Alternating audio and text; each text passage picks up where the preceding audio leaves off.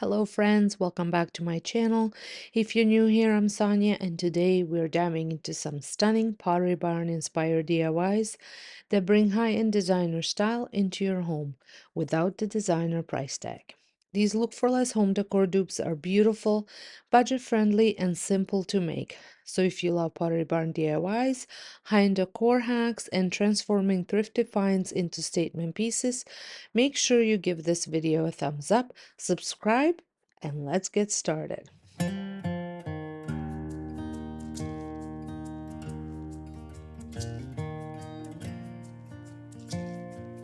We're kicking things off with a dupe of Pottery Barn's oversized handcrafted sea glass garland, which retails for $128.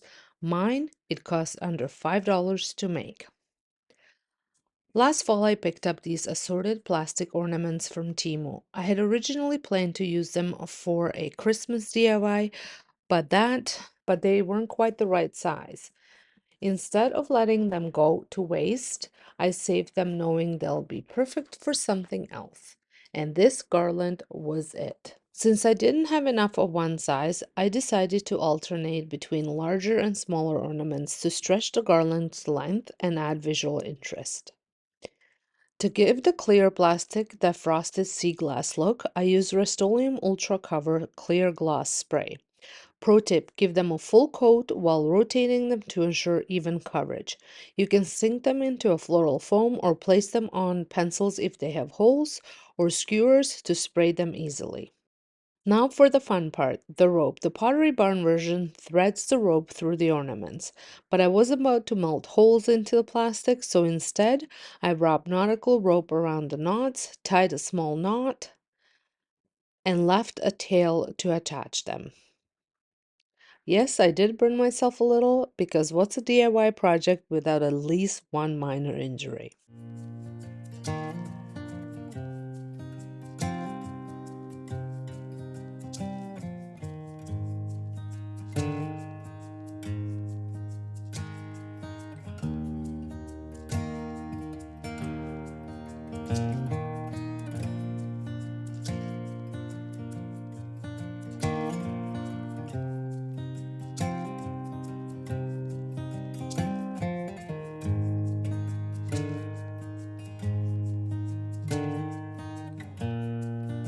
I knotted and glued each ornament individually, then tied them together to form the garland.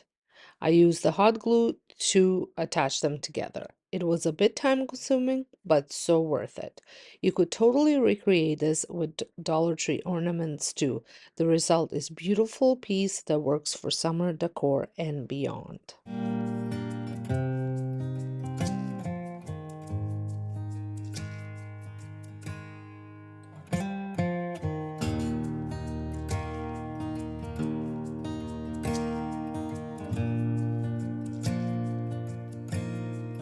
At the end, I simply left a larger loop of rope and tied a knot at the top to finish it off. That became the end of my garland. I think these turned out so cute, and the best part, they cost me under $5 to make. I'm really happy with how they came out. They are perfect for summer decor with a coastal beachy vibe, but honestly, you could style them year round depending on your space. Next up is a dupe of Pottery Barn Artisan Studio Rope Candle, which sells for a whopping $79. I recreated the look using a citronella candle I found at Dollarama for $4.50. As you can see, the pot already had great texture, but I wanted to mimic the rope detailing from the inspiration piece. I used a nautical rope and hot glued it around the entire pot.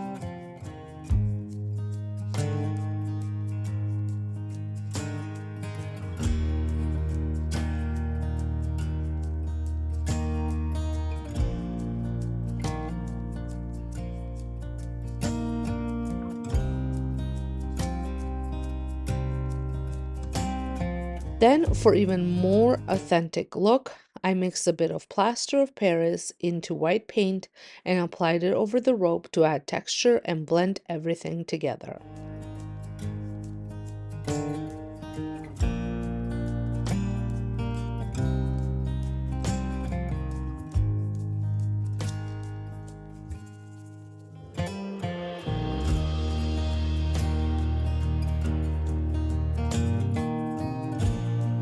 Once it dried, I painted the inside edge to unify the look without touching the candle wax. The great thing about citronella candle is that once they burn down, you can clean out the pot and reuse it, just pop in another candle or even make your own. And for under $6, this might be my favorite dupe so far. If you're enjoying these Pottery Barn-inspired DIYs and want more high-end look for less, hit that like button and subscribe. I've got tons of budget-friendly decor ideas coming your way. For our third DIY, I'm working with a thrifted conch shell. I wasn't quite sure what to do with until I saw Pottery Barn's clam and conch shell candle holders. They're coastal, sculptural, and expensive. While my conch doesn't sit flat like the Pottery Barn version, I still love that organic shape. I used the same textured paint mixture from the last project and gave it a full coat. This really brought out all the natural ridges and details. Now, I didn't add a candle to mine because it tilts, and I was worried it might crack if I poured a hot wax. But if yours sits flat, you could place a glass votive inside or carefully pour your own wax into it. Just do some research, or you can even add some of those sandy looking candles with wicks. But I'm just so worried that the shell itself will crack. But like I said, do a little bit of research to find out if that is the case. Even as just a decorative piece, it still ties in beautifully with the rest of these summer-ready dupes.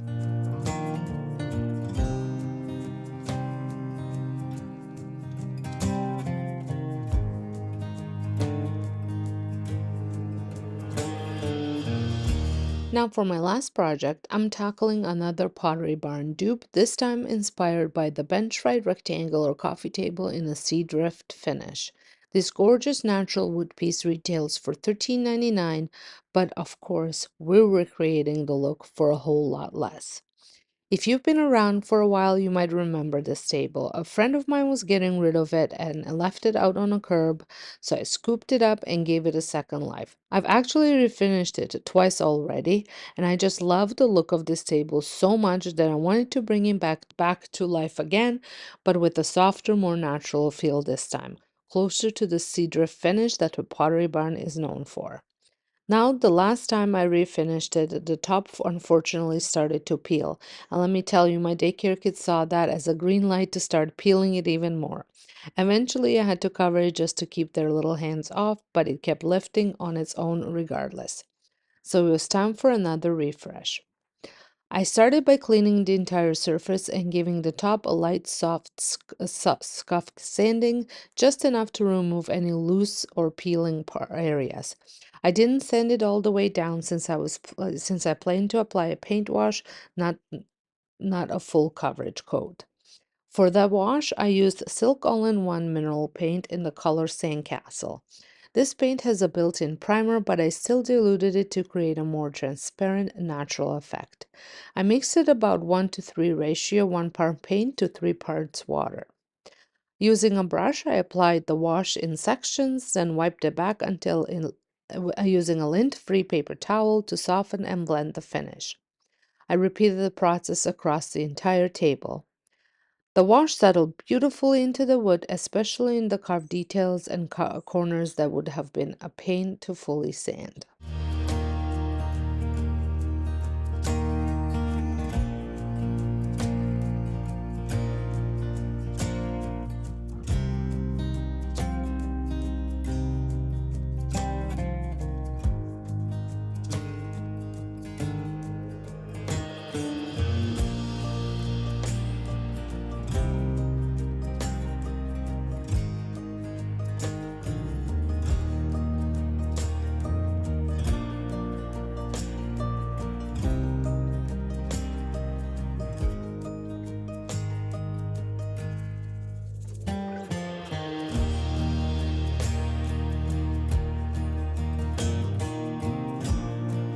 While the paint wash alone gave it a nice soft base, it was still a little patchy in some areas. To even it out and add warmth, I followed up with a water-based gel stain. It's called the VooDoo Gel Stain by Dixie Bell in Whiskey Barrel. I love this product. It's so super easy to work with. I applied a thin, even coat using an applicator sponge and let it settle into the wood. This really helped pull the tones together and gave the table that rich, natural depth I was going for. To seal everything and hopefully prevent any future peeling, I applied a protective top coat, Gator Hide. This is a water-resistant, durable finish that will help protect the surface from daily wear, especially in high-traffic rooms like this one. And here's how it turned out. It may not look drastically different from the last version, but I love the more cohesive natural wood tone. The new stain is also much less yellow and I think it brings much less orange, and I think it brings the whole piece closer to that high-end Pottery Barn aesthetic I was after. And that wraps up today's Pottery Barn DIY dupes. Let me know in the comments which one was your favorite, and if you're planning to recreate any of these pieces, I'd love to see how they turn out. I'll link all the supplies I used down in the description box to make it easy for you. Don't forget to subscribe, and share this video with anyone else who loves high-end style on a budget. Thanks so much for spending some time with me today, and I'll see you in the next one. Bye for now.